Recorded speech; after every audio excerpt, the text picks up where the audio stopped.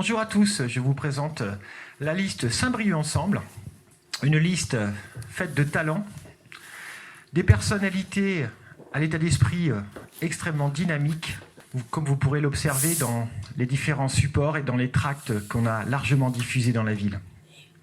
Une liste qui est immédiatement opérationnelle pour gérer la ville demain. Alors je vais répondre aux questions des briochines et des briochins que nous avons recueillis sur notre site, sur notre boîte mail, et je vais laisser la parole. Oui, bonjour Richard Roussel. On a rencontré beaucoup de personnes sur les marchés qui nous interrogent sur la fluidité de la circulation. Qu'est-ce que vous envisagez de faire pour améliorer la circulation, notamment supprimer les bouchons d'entrée dans la ville et puis un petit peu partout où ils se présentent? Alors, cette question est récurrente, ne nous cachons pas derrière les mots. Moi-même, comme usager de la ville, je subis les affres des bouchons et des congestions, notamment le matin et le soir. Alors, on va s'emparer avec beaucoup d'énergie de la question en revoyant déjà le plan de circulation. Le plan de circulation de la ville. On va s'attaquer également au rythme des feux rouges, notamment après le pont d'Armor. Et on va faire tout cela en concertation avec les riverains qui nous ont fait part d'ailleurs des difficultés qu'ils connaissaient à certaines heures en particulier. Et puis je pense que la question des parkings, avec l'allongement à 2 heures, ne sera pas inutile pour nous aider à traiter ce phénomène de manière simple et pragmatique. Oui, bonjour Monsieur Roussel. Des questions qui concernent les enfants, s'il vous plaît. Pour de nombreux enfants, cet été sera sans vacances en raison des conséquences économiques et sociales de la crise. Est-ce qu'il y a des mesures qui sont prévues pour ces enfants? Alors, on fera un point avec les services, avec avec l'adjoint en charge de ces questions-là. Pour moi, la réussite éducative passe également par des vacances récréatives et éducatives. Et j'aurai une attention particulière pour les enfants qui sont aujourd'hui empêchés d'avoir des vacances et de partir en vacances. J'ai aussi un souci pour des loisirs collectifs et les accueils collectifs de mineurs. Ça vient aussi d'ailleurs de mon parcours professionnel au ministère de la Jeunesse et des Sports. Donc cette question-là, on la traitera dès le début de l'été, et dès la semaine prochaine si nous sommes élus. Mais on organisera avec toutes les compétences de la ville des accueils à la journée ou à la semaine. Bonjour Monsieur Roussel, pour continuer sur l'élan de solidarité, on aimerait aussi savoir quelles seront les actions en faveur des personnes handicapées. Là on touche une question véritablement complexe. On va maintenir la commission d'accessibilité communale qui est facultative parce qu'on pense que c'est en proximité que l'on traitera ce problème et ces irritants. Je serais tenté de dire que celui qui avancera l'argument qu'il va traiter tous les obstacles ne serait pas sincère. On va s'y atteler, pas à pas, étape par étape, passage piéton par passage piéton, avec une commission extra-municipale composée de personnes, notamment en situation de handicap. Je dois ajouter que les bâtiments communaux et la ville devront être exemplaires. Mais quand on a dit ça, on sait bien que certains bâtiments communaux, anciens, avec un style et auquel on ne peut pas retoucher, ne peuvent pas être traités aussi vite qu'on le souhaiterait. D'ailleurs, je pense qu'on se verrait opposer des refus. Mais on va le faire, c'est un combat d'une vie. Je pense qu'on ne va pas assez vite sur cette question-là. Et les collectivités, l'État ne va pas assez vite, n'est lui-même pas exemplaire. Voilà, on profitera de toutes les opérations de réhabilitation, pas à pas, pour à chaque fois intégrer cette question de l'accessibilité des personnes en situation de handicap. Oui, Monsieur Roussel, l'attractivité de Saint-Brieuc, c'est un thème qui a été mis en avant tout au cours de cette campagne. Vous-même, est-ce que vous souhaitez poursuivre les actions de l'équipe municipale précédente en matière de promotion de la ville? Ou est-ce que vous avez des idées nouvelles et dans quelle direction vous allez travailler? L'attractivité, ce sont à la fois des actions, je dirais, positives, volontaristes, mais c'est aussi le reflet d'un panier d'actions périphériques. Je veux dire par là que l'attractivité, ça ne se décrète pas, ça se secrète. Ça se secrète en travaillant la question de la propreté, la question du dynamisme commercial, la question de l'habitat par la réhabilitation, parce que c'est d'une tristesse infinie de voir ces enseignes vacantes depuis fort longtemps.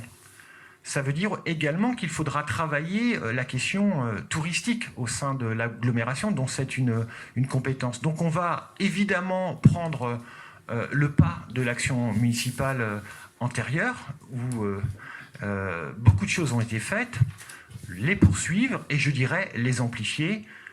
On va aussi profiter, je dirais, du dynamisme culturel de la ville, qui dispose de scènes, de dates et de manifestations d'envergure régionale et bien au-delà des frontières de la région, pour en faire finalement des totems. Mais voilà, c'est un ensemble d'actions sur lesquelles on va travailler pour rendre cette ville attractive. Et les Briochins n'ont pas perdu leur fierté, mais on voudrait qu'elle soit encore davantage amplifiée dans les années à venir. Une question sur la santé, c'est un domaine que vous maîtrisez bien, et M. Roussel, et il y a énormément de gens qui nous interrogent sur vos intentions en matière de santé sur la ville. La santé, c'est le premier des biens qui nous appartient en propre. C'est la première attention que l'on a quand on se souhaite la bonne année. Je crois qu'on se souhaite souvent et toujours d'abord une bonne santé. La santé, c'est à la fois évidemment disposer d'une offre en santé, dite de premier recours, c'est-à-dire le médecin traitant, et puis ensuite le second recours, c'est-à-dire le spécialiste, le cardiologue, l'ophtalmo, et j'en passe. Aujourd'hui, nous avons un déficit de ressources médicales. Donc on va y travailler à travers la création d'un centre de santé, c'est-à-dire on va salarier des médecins, profiter de ce salariat pour accueillir et rendre obligatoire l'accueil par ces médecins seniors de médecins dits juniors, c'est-à-dire ceux qu'on appelle les internes à l'hôpital, pour les fixer pendant leur semestre de médecine générale, pour qu'ils découvrent le territoire, les attirer avec un pack accueil, avec un pass culture, en nous donnant les moyens qu'ils se fixent durablement pour repeupler, je dirais, les cabinets libéraux qui se vident au fil des départs à la retraite. Ça, c'est une politique extrêmement précise, détaillée, concrète. J'ai ouvert déjà un centre de santé, je sais comment ça fonctionne et j'ai commis aussi quelques erreurs de conception que je m'empresserai cette fois-ci de corriger pour que ça aille un peu plus vite. Et le centre de santé a cet autre avantage de travailler à la prévention. C'est une obligation, il doit porter une prévention auprès des personnes âgées et auprès des enfants notamment. Et on s'attellera à travailler et à développer ce volet préventif qui passe notamment par une bonne alimentation, la question du sommeil, la question des addictions, du tabac, etc. Monsieur Roussel, nous sommes rentrés dans la crise sanitaire et la crise économique. Qu'est-ce que vous en pensez? Quelles sont les mesures que vous allez proposer pour relancer la vie économique? Est-ce que vous allez faire venir des entreprises à Saint-Brieuc, créer de nouveaux emplois? C'est une question complexe que vous posez là, madame. Il n'y a pas de baguette magique. Il faut l'économie se développe quand on sait créer le contexte de son développement. Il nous faut, je pense, d'abord développer, identifier avec le monde de l'entreprise les gisements, je dirais les filières, c'est le mot habituel, à fort potentiel sur Saint-Brieuc qui nous singularise. Il y a eu un tas d'études qui nous disent très clairement où on est déjà très en avance par rapport à d'autres villes bretonnes et parfois même avec des points d'excellence reconnus nationalement. Alors après, il faut faire ce travail de promotion du territoire, travailler évidemment sur l'accueil de ces entrepreneurs, de leurs familles. Et puis, il faut aussi leur trouver un point de chute et travailler sur l'immobilier d'entreprise. Mais ça ne suffit pas. On s'installe dans un territoire parce qu'on y vit bien, parce qu'on y mange bien, parce que le plan de circulation est correct, que la ville est apaisée, qu'on y trouve les commerces qu'on souhaite y trouver. Mais on va y chercher immédiatement des compétences et des talents. Et c'est pour ça qu'on va aussi travailler sur la dimension universitaire, la dimension formation. On dispose d'un pôle universitaire en plein développement, On dispose du plus grand CFA, Centre de formation des apprentis de Bretagne, jusqu'au niveau enseignement supérieur, jusqu'au BTS, et ils sont d'une réactivité exemplaire pour coller à la réalité des besoins des entreprises. Voilà, donc c'est créer finalement ce climat propice à l'installation, en attaquant le problème sous tous les angles. Donc là, vous parlez des jeunes avec les études supérieures, mais pendant le Covid, on a vu que de nombreux enfants n'ont pas pu bénéficier totalement de la continuité pédagogique, à défaut de matériel ou alors des conditions de travail défavorables. Donc, qu'est-ce que vous pouvez faire? Qu'est-ce que la liste Saint-Brieuc Ensemble peut faire pour améliorer ces conditions, pour que ces enfants puissent reprendre le cours de l'éducation pédagogique? Alors, je tiens déjà à rappeler que la ville a été très très présente sur d'autres aspects de la vie de nos enfants, en débloquant via le CCAS une aide très très conséquente, je crois de plus de 150 000 € pour que les enfants qui n'avaient plus accès aux cantines scolaires se nourrissent. C'est pas rien puisqu'on a cru entendre qu'il ne s'était rien fait, ce qui est totalement faux. On a vécu là une crise vraiment exceptionnelle. Donc on ne va pas organiser toute la société au regard d'une crise exceptionnelle dont on espère que plus jamais elle n'aura lieu. Mais en même temps, on n'en a absolument pas l'assurance. Donc c'est comment on prépare le corps social à répondre à ces situations exceptionnelles. Alors oui, tous les enfants n'ont pas accès aux outils du numérique. Oui, nous allons poursuivre et intensifier le plan de développement numérique des écoles. Mais quand les écoles sont fermées, évidemment, le numérique ne va pas jusqu'au foyer, jusqu'au ménage et jusqu'aux enfants qui sont empêchés de se rendre à l'école. Alors on a des structures de quartier qui aujourd'hui offrent une réponse. Mais c'est avec elles qu'on va peut-être travailler demain à rendre accessibles ces outils qui ont été eux-mêmes confinés dans les structures maisons de quartier, pour que les enfants qui sont empêchés de disposer de ces outils, demain, aient accès dans chacun des foyers. On sait qu'il y a des ordinateurs, on sait qu'il y a des smartphones, mais un ordinateur pour une fratrie de 3 ou 4 enfants, c'est évidemment pas suffisant.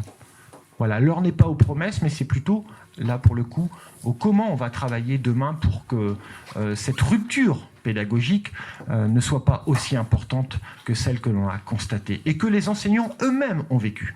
La transition écologique, c'est un des thèmes majeurs aussi de ces élections municipales. Vous avez proposé d'éduquer les jeunes à l'environnement.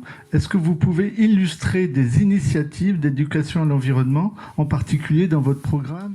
Oui, alors je laisserai les colistiers demain détailler ces jours prochains le détail par exemple du projet de Forest School, d'école de la forêt. On est là sur un projet d'éducation à l'environnement. On a imaginé aussi le développement de jardins pédagogiques et on souhaite s'emparer de toutes les opportunités de travailler sur le développement durable et sur une écologie pragmatique. On sait que les enfants sont déjà les occupants de la planète de demain, mais ce sont aussi de sacrés prescripteurs auprès de leur famille et auprès de leurs parents. Donc sur les déchets, sur les consommations de ressources, sur les économies d'énergie. Ce que l'on fera, c'est on proposera aux équipes enseignantes. On n'impose pas, c'est d'abord, ça participe d'abord du projet éducatif des écoles. Et puis on en profitera largement pour développer ces pratiques d'éducation à l'environnement dans nos propres structures éducatives. Je pense là aux accueils de loisirs sans hébergement. Parlons un peu de sécurité, parce que c'est un sujet qui préoccupe beaucoup les briochines et les briochins. Monsieur Guillard dit que ça n'est pas une bonne idée de poursuivre l'équipement de la ville en caméras de vidéoprotection. Quelle est votre position et plus largement, quelles sont les mesures que vous pourrez prendre pour améliorer la sécurité des briochins? Je crois que M. Guillard est même opposé au principe même des caméras de surveillance. Ça lui appartient. Il pense que c'est attentatoire aux libertés individuelles. Moi, je considère que ce qui est attentatoire aux libertés individuelles, c'est le fait de ne pouvoir se déplacer en toute sécurité et que quand on est, par exemple, une jeune femme, une femme plus âgée, eh bien, ne pas pouvoir imaginer se déplacer en ville, aller prendre un verre avec des amis, rentrer seul chez soi le soir, ne serait pas possible. Ça, pour le coup, ça me semble totalement attentatoire à une liberté quasi supérieure. Mais ça, c'est un débat quasi philosophique. Donc je ne suis pas opposé au principe des caméras de vidéosurveillance. J'ai toujours pensé que le plus important, c'était l'humain. C'était la rencontre d'une police municipale de proximité, donc dissuasive et préventive, auprès des briochins, au plus près de leurs besoins de sécurité. C'est un peu comme la santé. La sécurité, c'est un besoin élémentaire. On ne peut pas satisfaire aucun autre dans la pyramide de Maslow si on ne se sent pas déjà en sécurité. On ne vit pas en insécurité. Donc nous examinerons les points noirs, les points névralgiques. On n'a pas de dispositif de généralisation des caméras, mais on a déjà des demandes dans certains quartiers où se développent des trafics pour qu'on équipe ces quartiers, ou ce quartier, je pense à un en particulier, l'Europe, de caméras qui auront cette vocation dissuasive et qui permettront, je dirais, aux forces de police nationales, qui ont cette mission de répression, de retrouver les auteurs d'actes de délinquance ou d'incivilité. Monsieur Roxel, Saint-Brieuc est connu comme une ville avec une grande culture, un centre culturel avec la scène nationale. Ça attire beaucoup de monde. Il y a aussi des événements culturels différents. Quelle serait la place de la culture dans votre politique? La culture, c'est le ciment.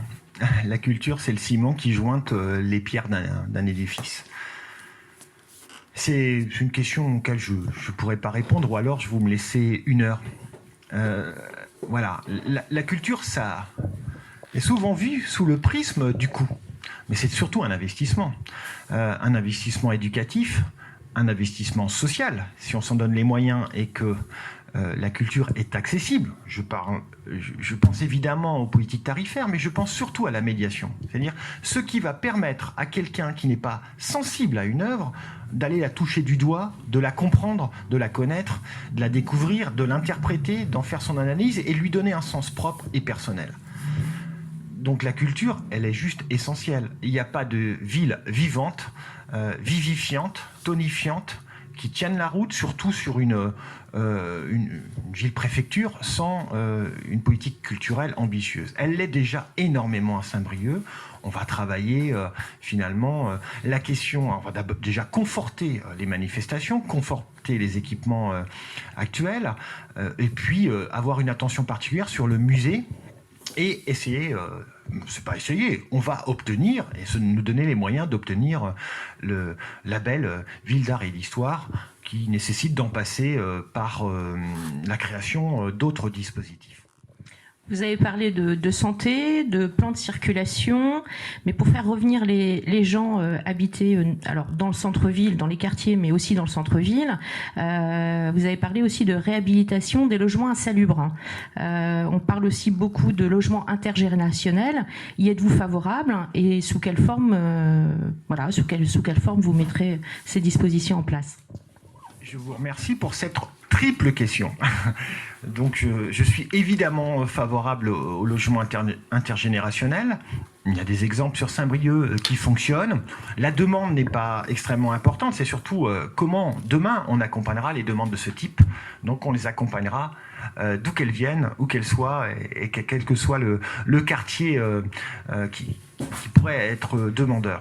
Sur la question de l'habitat, notre ambition, c'est de reconstruire la ville sur la ville, de cesser de tout développement sur des terres agricoles ou des terres non bâties jusqu'alors, et de reconstruire en nous attaquant à certaines friches, à certains bâtiments juste hideux et totalement insalubres, nous attaquer également aux marchands de sommeil.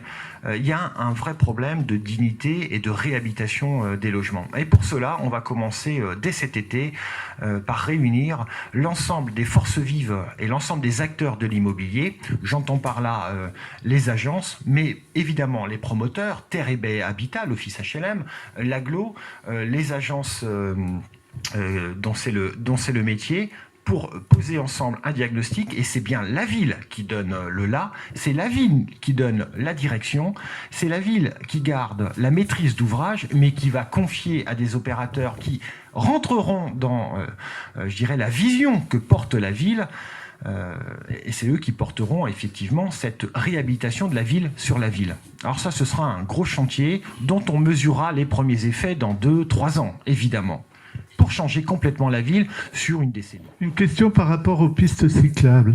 Vous avez signé le manifeste de vélo utile. À la sortie de déconfinement, des mesures transitoires ont été mises en place qui soulèvent beaucoup de mécontentement. Est-ce que vous allez revenir sur ces mesures qui, au dire de certains, n'ont pour effet que pour montrer que c'est impossible de créer des pistes cyclables à Saint-Brieuc? On va peut-être déjà commencer par s'attaquer à la sécurisation des pistes cyclables.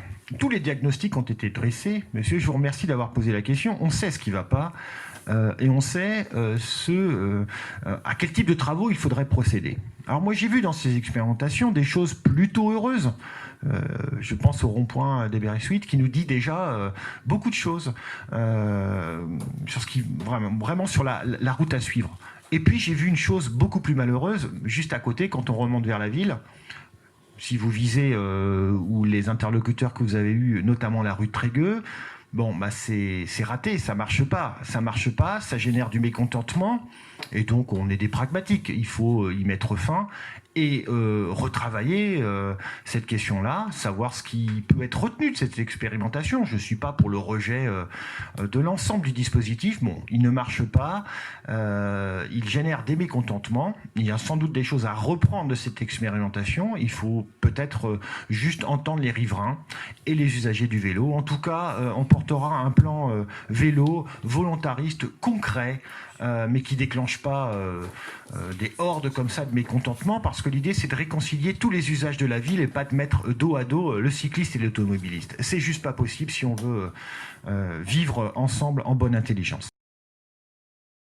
Il faut voter pour Saint-Brieuc, donc il faut voter pour Saint-Brieuc ensemble. Nous sommes une liste non partisane. Nous n'avons pour seule ambition et pour seul ciment que notre amour de notre ville. Pas d'ambition personnelle, particulière. On est là pour Saint-Brieuc. On a envie de bouger notre ville. Et surtout, on a envie de tirer avec nous l'ensemble des Briochins qui y croient encore. Et c'est 90% sans doute des Briochins. Donc votez pour Saint-Brieuc, votez Saint-Brieuc ensemble.